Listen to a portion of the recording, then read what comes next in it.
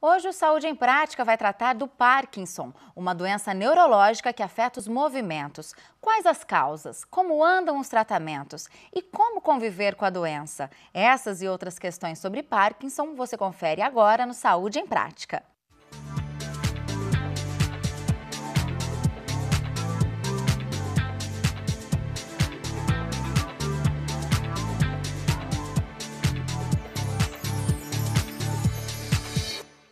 E para falar sobre a doença de Parkinson, nosso convidado é o neurologista Leonardo Inácio Medeiros. Doutor Leonardo, muito obrigada pela sua presença aqui no Saúde em Prática. Obrigado pelo convite de poder falar dessa doença que me encanta, gosto muito de estudar, acho bacana para esclarecer dúvidas, tirar e explicar um pouquinho sobre a doença de Parkinson. Com certeza, um assunto muito importante e a gente é que agradece a sua presença aqui, viu? Bom, para a gente começar a falar sobre o assunto, doutor Leonardo, qual grupo é mais afetado pela doença de Parkinson? A prevalência é a partir dos 60 anos de idade, é a maior prevalência, tá? Então, acomete mais pessoas acima dos 60 anos. Contudo, pode apresentar em qualquer faixa etária. Tem pacientes que eu atendi com 12 anos de idade que tinham um diagnóstico de doença de Parkinson. Nossa. Nós temos casos no cinema, por exemplo, não sei se você lembra, aquele filme De Volta ao Futuro, Michael J. Fox teve o diagnóstico com 32 anos de idade. Mas o mais comum é acometer pessoas acima dos 60 anos de idade. Em relação a homens e mulheres, atinge mais algum... Não, é igual. Em relação ao gênero, não? Não, é igual. Comete tanto homens quanto mulheres. Com maior prevalência, novamente, sendo acima dos 60 anos de idade. Legal. Agora, doutor Leonardo, essa doença ela tem componentes hereditários? Sim. A maior parte é esporádico. O que eu quero dizer? Não está tanto relacionado com o gene, mas realmente, quanto mais jovem, mais relacionado com genética. Então, como eu disse, essa criança de 12 anos de idade com diagnóstico de doença de Parkinson tinha um componente genético, sim. Tá? Tinha familiares, pessoas na família que tinham e acabou cometendo também essa pessoa. Mas a maior parte é esporádica. O que eu quero dizer? Pode acometer um acaso não relacionado diretamente com o gene. Legal. Agora então, doutor Leonardo, a nossa equipe de produção foi até as ruas saber as dúvidas das pessoas sobre a doença de Parkinson. A primeira pergunta é da Fernanda Leão. Vamos ver. Meu nome é Fernanda Leão e gostaria de saber se fatores como traumas, depressão pode estar ligado à doença de Parkinson. Doutor. Legal. Excelente pergunta, Fernanda. Interessante. O trauma, tem vários estudos relacionando o trauma com a doença de Parkinson. Então, por exemplo, nós temos um caso também famoso, Muhammad Ali, que era um lutador de boxe e ele desenvolveu a doença de Parkinson. Então, na literatura, o trauma realmente é um fator relacionado que pode gerar a doença de Parkinson. Tá? Gerar não, que é um fator de risco para a doença de Parkinson. Quanto à depressão não necessariamente. Tem alguns estudos que falam que a depressão seria já um sintoma não motor da doença de Parkinson. Então, o que eu quero dizer? Alguns anos antes de acometer os sintomas iniciais da doença de Parkinson, a pessoa pode desenvolver uma doença, tá? Pode desenvolver a depressão, desculpa. E não a depressão em si ser o fator de risco. Então, aquilo já é o início da doença de Parkinson, a depressão. Já é como se fossem os primeiros sintomas. Isso, o sintoma não motor. A doença de Parkinson é muito característica pelos sintomas motores, que nós vamos conversar. Mas tem alguns estudos demonstrando que antes dos próprios sintomas motores já tem alguns sintomas não motores que apresentam, como, por exemplo, a depressão, constipação, pacientes com distúrbio, que a gente chama de distúrbio do sono REM, e um negócio bem interessante que é a hiposmia, dificuldade para sentir o cheiro das coisas. Então, que pode preceder até 10, 15 anos dos sintomas motores da doença de Parkinson. Nossa. Agora, doutor Leonardo, a gente até começou a falar um pouquinho, explicando um pouquinho mais da doença. Agora, para a gente entender melhor, o que ocorre nas células nervosas do cérebro de quem tem a doença de Parkinson, né? Por que o movimento chega a ser afetado? Tá, legal, Juliana. A doença de Parkinson, que é uma doença degenerativa, o que eu quero dizer? É uma doença que destrói o neurônio. Que neurônio? O neurônio, principalmente, que conduz a dopamina, que produz a dopamina. A dopamina é o quê? Ela é um neurotransmissor, vamos colocar como se fosse um hormônio que comunicaria uma célula com a outra, facilitando a nossa movimentação. Então, o ser humano evoluiu para quê? Para se movimentar. Então, a dopamina ela ajuda a gente a se movimentar, a fazer os trabalhos finos, a coordenar o movimento também, ok? E por algum motivo que a gente não sabe o que deflagra ainda isso, ocorre uma destruição dessas células nervosas que é da dopamina. Então aparecem os sintomas cardinais da doença, que são a bradicinesia, o que é isso? A lentificação do movimento, os tremores, tá? Que é bem característico. Pessoas chegam e falam, eu estou tremendo, será que é doença de Parkinson? Então isso são sintomas cardinais da doença, a maior parte causado tudo pela ausência dessa dopamina. Legal. Agora a gente tem mais uma pergunta, doutor Leonardo, e essa foi feita pela Terezinha Nogueira. A gente vai ver agora. Doutor, quais são as áreas mais afetadas pelos tremores? E aí, doutor Leonardo? Legal. Terezinha, vamos tentar entender a pergunta. As áreas, assim, o tremor é um tremor que costuma ser um tremor de repouso, tá bom? Da doença de Parkinson. Então, aquele tremor que a pessoa está parada, ela tem o tremor que é estilo contar moeda. A gente brinca que o paciente fica contando dinheiro, tá? Que é um contar em moedas.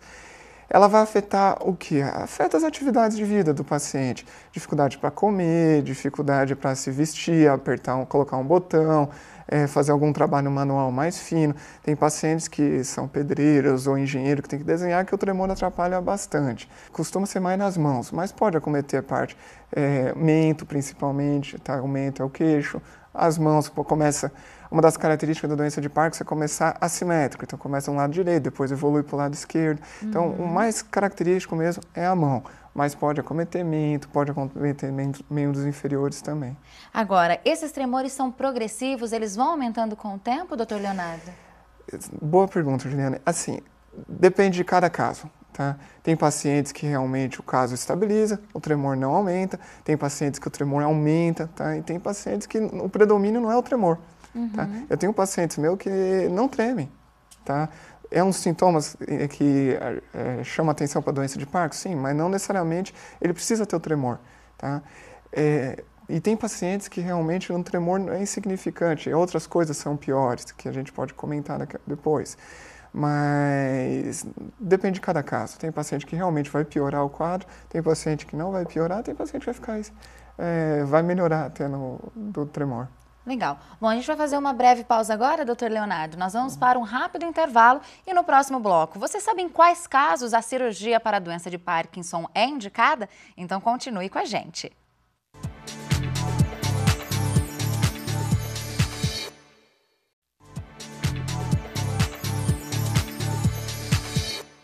Saúde em Prática está de volta e aqui conosco está o neurologista Leonardo Inácio Medeiros, nos esclarecendo sobre a doença de Parkinson.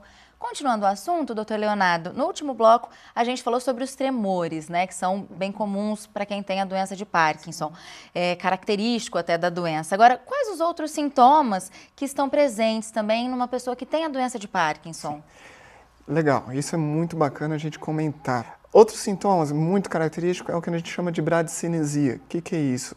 É uma lentificação do movimento. Então o paciente vai ficando mais lento para fazer suas atividades, ele começa a ver que está difícil de colocar camiseta, de colocar um sapato, então ele fica mais lento. Então uma coisa que ele demorava 10 segundos, por exemplo, para fazer ele demora 20, demora 30 segundos. Então isso se chama bradicinesia. Então antes de fazer o diagnóstico a gente tem que fazer um negócio que chama classificar um parkinsonismo, que é ter bradicinesia, uma rigidez muscular. O que é isso? O paciente, você vai movimentar o braço dele ou a perna, você parece que está mexendo numa catraca de bicicleta.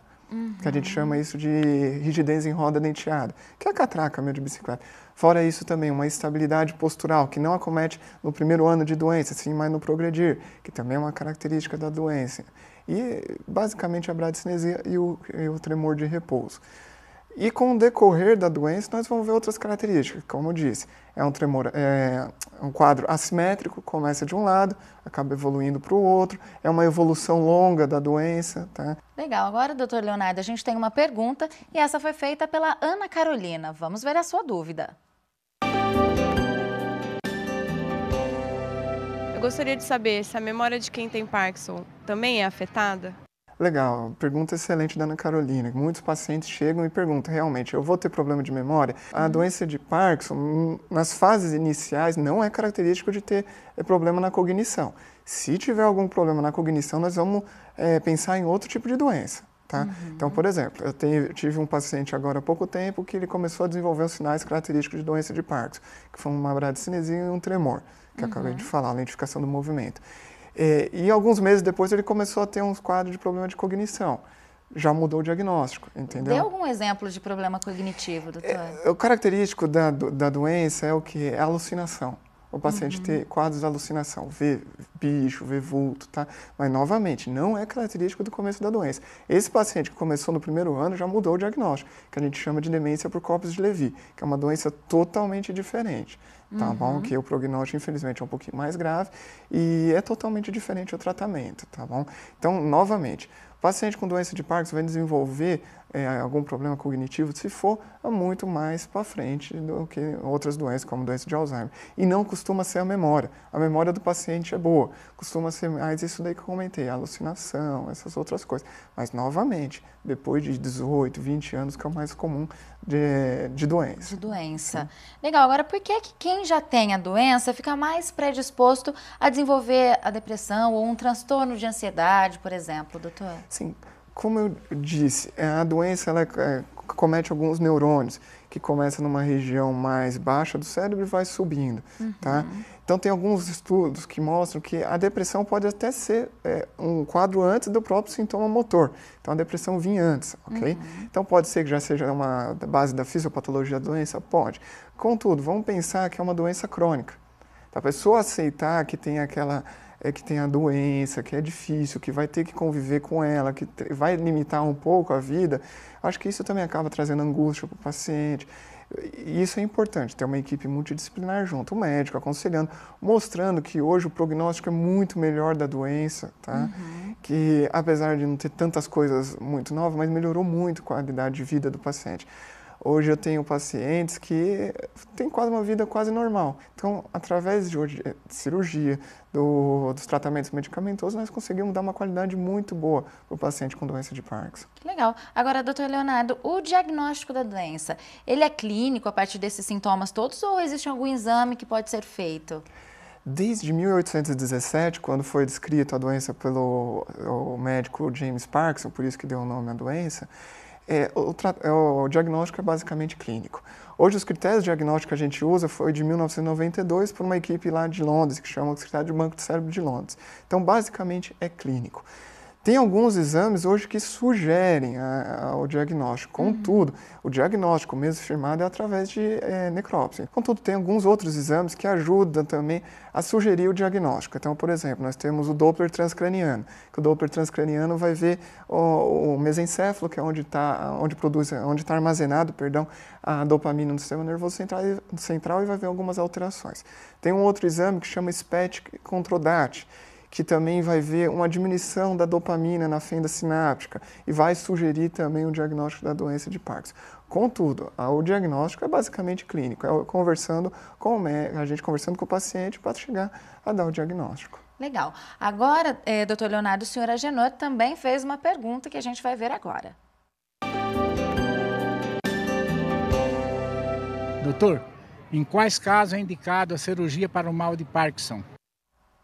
Excelente pergunta. Hoje é o que está em voga, né? A cirurgia na doença de Parkinson. Hoje, se fosse falar em alguma novidade, seria mais a cirurgia na doença de Parkinson. Então, isso é interessante. Quando está indicado? A maior parte dos pacientes quase sempre vai estar indicado. Tá? Hoje tem trabalhos que mostram que quanto mais precoce a gente realizar a cirurgia, melhor. Quanto precoce? Cerca de 5 anos, quando começa a aparecer algumas complicações da doença, que a gente chama de flutuação. O que é isso? A medicação já não está fazendo tanto efeito, ou o paciente está se sentindo um pouco mais travado, tá? Ou a medicação está dando algum efeito colateral. Então, iniciou o processo de flutuação, que é cerca de 4, 5 anos do diagnóstico, do início da doença, já está indicada a cirurgia, tá? E tem vários trabalhos demonstrando mesmo, quanto mais precoce, melhor é a qualidade de vida do paciente. Então, hoje, quase todos os pacientes. Acho que é legal falar ao contrário, quando não é indicado. Quando o paciente tem algum problema cognitivo, então, por exemplo, ele já tem um distúrbio de memória importante, paciente muito idoso, tá? Que aí também é complicado fazer uma cirurgia, porque é uma cirurgia que vai colocar um eletrodo num local específico do cérebro. E é uma cirurgia no cérebro mesmo. É uma cirurgia até, entre aspas, tranquila. tá? Que o paciente até fica acordado, porque tem que ficar acordado para a gente até estimular ele, para ver como que ele está, se melhorou ou não, se a amperagem está ideal. Mas é uma cirurgia e tem seus efeitos colaterais. Pode dar infecção, pode dar alguns efeitos como que a gente chama de disartria, que é isso? Dificuldade do paciente falar, tá? Então, é uma cirurgia que até é simples, mas tem suas complicações e tem que ser muito bem indicada. E ela é totalmente contraindicada quando o paciente tem algum problema cognitivo. Tá? Aí não se pode fazer mesmo. Ou quando aqueles pacientes que não respondem ao principal remédio, que é a levodopa. Então, o paciente não respondeu a levodopa, também é um dos critérios que não indica a cirurgia. Legal. Bom, a gente vai fazer uma breve pausa agora, doutor Leonardo. Nós vamos para um rápido intervalo e no próximo bloco vamos falar sobre os tratamentos para a doença de Parkinson, daqui a pouquinho.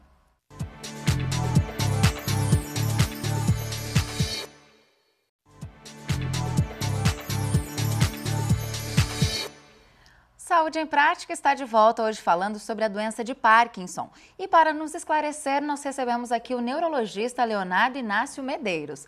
Mas antes de prosseguir, você vai conferir o que há de mais novo na pesquisa e tratamento para a doença de Parkinson. Roda aí!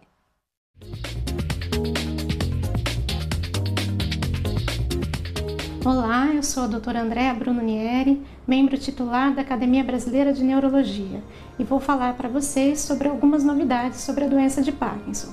Tem saído algumas pesquisas até sobre a fisiopatologia da doença de Parkinson, que talvez levem a novos tratamentos. Hoje já tem estudos investigando a possibilidade de ser uma doença de relação com a infecção viral. Pode ser que tenha essa linha infecciosa e que, se tiver, aí surjam novos tratamentos daqui a alguns anos relacionados a esse tipo de infecção. O que nós vamos ter provavelmente a partir de março, abril de 2015, são novas formas de administração de alguns medicamentos de ação mais prolongada, porque um problema que nós temos hoje é que os remédios fazem picos de ação e vales de ação. Então o doente tem algumas horas de bem-estar durante o dia e depois fica muito rígido ou com muito tremor. Então as novas medicações talvez resolvam esse problema de ter uma ação mais equilibrada nas 24 horas do dia.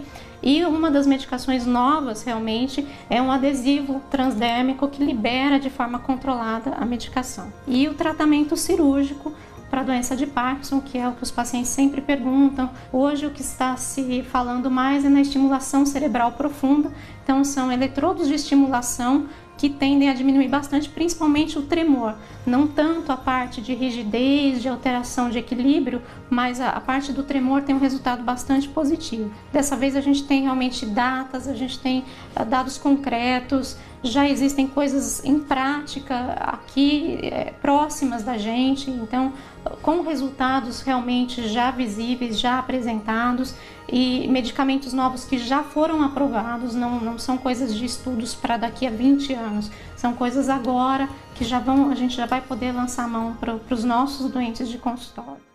Muito legal esse quadro e as informações da doutora Andréa Nieri, que também já esteve aqui com a gente no Saúde em Prática. Agora, retomando o assunto, a doença de Parkinson, doutor Leonardo, já que a gente está citando as pesquisas, na USP de Ribeirão Preto, pesquisadores têm estudado o canabidiol, que é uma substância extraída da maconha, e dizem que ela pode atuar como uma maneira de atrasar ou até impedir o aparecimento da doença de Parkinson. Uma coisa que a gente precisa lembrar é que esse remédio ele é proibido no Brasil. Agora, esse medicamento pode ser indicado em algumas situações, doutor? Legal, Juliana. Bacana falar mesmo que isso daí já apareceu várias vezes na mídia. Pacientes perguntam sobre o canabidiol. Realmente, o canabidiol acho que vai ajudar bastante. Contudo, eu não sei se é a solução. Está como a resolução de todos os problemas. Eu acredito que não. Quando bem indicado, aí tudo bem. Tem vários estudos demonstrando o papel do canabidiol, que nosso cérebro possui receptores para o canabidiol que ajudariam a melhorar o movimento. Contudo, são todos estudos, ainda não tem nenhuma prática, nenhum estudo com pacientes demonstrando realmente que vai atrasar ou não o problema, a doença. Pacientes com doença de Parkinson, eles podem ter um negócio que é uma agitação durante o sono. Nosso sono é dividido em duas partes, sono REM e sono não REM. Durante o sono REM é onde a gente tem aquele movimento rápido dos olhos e é onde a gente armazena a memória e descansa totalmente. O paciente com doença de Parkinson, ele perde o normal, que é a atonia, que a gente fica mole, e ele começa a viver o sonho. Então, aquele paciente que chuta, eu falo a história para os meus alunos, assim, que é aquele vozinho que é muito bonzinho durante o dia e à noite ele bate na esposa, ele chuta, ele grita. Então, que ele está sonhando que está defendendo a esposa e acaba movimentando, se mexendo e batendo nela. Então, o canabidiol, o que foi demonstrado lá na reportagem, que realmente ele melhora essa parte do sono REM. Tá? Só que não é só ele, tem outras medicações que a gente já está acostumado no dia a dia a mexer, que alivia, que melhora essa parte do sono REM. Quanto à evolução ou não, são pesquisas, ainda a gente não tem nada reafirmando, que vai diminuir ou não a evolução da doença. Isso se chama neuroproteção. Tá? Tem vários remédios que já entrou em voga para neuroproteção e nenhum ainda, infelizmente, ajudou para evitar que haja destruição dos neurônios. Tem uma professora que fala que neuroproteção é capacete na cabeça de motoqueiro, que ainda não tem, infelizmente, nenhum remédio que previne essa destruição do neurônio. Quem sabe o canabidiol? Não sabemos ainda. Agora, e os estudos relacionados à cafeína, doutor? Então, tem alguns trabalhos que mostrou que a cafeína, ela ajuda, assim, ela seria um fator proteção, ela sugere. Realmente não mostra que ela é um fator protetor mesmo para a doença de Parkinson, mas tem alguns estudos que demonstrou que sugere que a cafeína seja um fator protetor para o desenvolvimento de doença de Parkinson. Mas assim, só sugere, não sabe-se ainda se ela tem um efeito ou não para proteger contra a doença de Parkinson. O recomendado, 2 a 3 xícaras de café por dia, nada mais do que isso, também não exagerar, não vai, como uma colega nossa falar que começou a tomar café que nem doida depois que ouviu falar isso daí, senão vai dar outros problemas, tá? Mas assim, de 2 a 3 xícaras de café, tem alguns trabalhos que sugerem que foi um fator protetor para a doença de Parkinson. Que legal. Bom, a gente tem agora mais uma pergunta, que é do Ricardo Sbeggen, vamos conferir. Doutor, qual o papel dos games para quem tem a doença de Parkinson? Bacana a pergunta, Ricardo. O game hoje, assim, ele ajudou bastante para o tratamento da doença de Parkinson. Em que sentido? Na reabilitação. Eu acho legal falar que não só os remédios vão ajudar no tratamento da doença de Parkinson, acho que a gente tem uma fisioterapeuta do lado que saiba mexer com o paciente com doença de Parkinson, que tenha a ideia do que está fazendo, o paciente melhora em muito. Tem pacientes que eu tinha que eu falava, doutor, eu estou muito parado, eu falei, compra um videogame. Hoje um videogame, por exemplo, Nintendo Wii é 500, 600 reais, eu não sei, é mais ou menos o valor, mas ajuda bastante, porque ele vai, além de ele fazer um movimento, se exercitar, ajuda também para jogar com o neto, com o filho, ter uma interatividade social também, isso é bem legal. Então o game, além de desenvolver a parte motora, desenvolve também o intelecto do paciente e ajuda também a prevenção contra uma possível demência futura. Entendeu? Legal.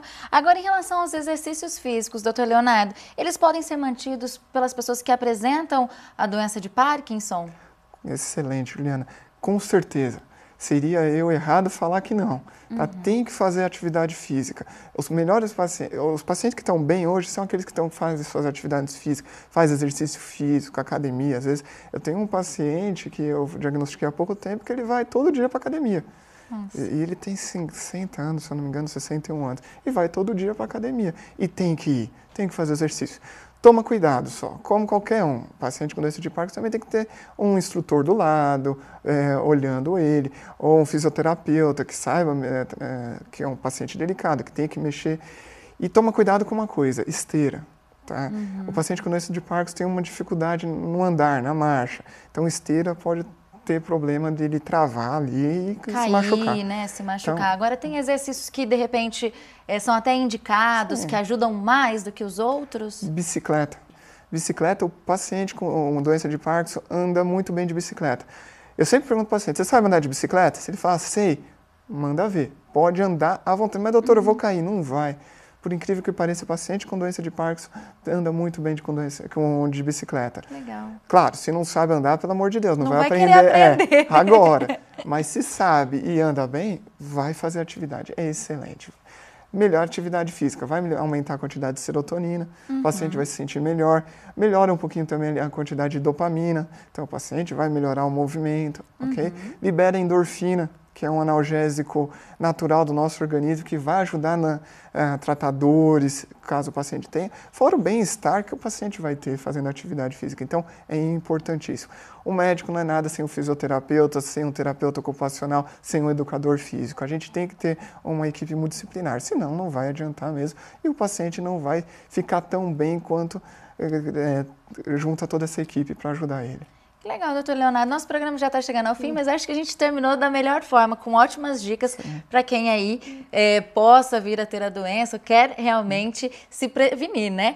Muito obrigada pela sua participação, por ter trazido tantas informações importantes. Obrigada, viu? Obrigado pelo convite. Muito bacana vir aqui falar sobre doença de Parkinson, uma doença que eu gosto de tratar, de mexer, gosto de ter pacientes que têm a doença de Parkinson, procurar poder lidar. Muito obrigado novamente pelo convite, Liana. Foi um prazer. Bom, se você de casa quer rever este programa, basta acessar o nosso site, que é o www.tv.nesp.br/saúde em prática, porque lá você encontra todos os programas já exibidos. E a gente se encontra na próxima semana. Então, até lá!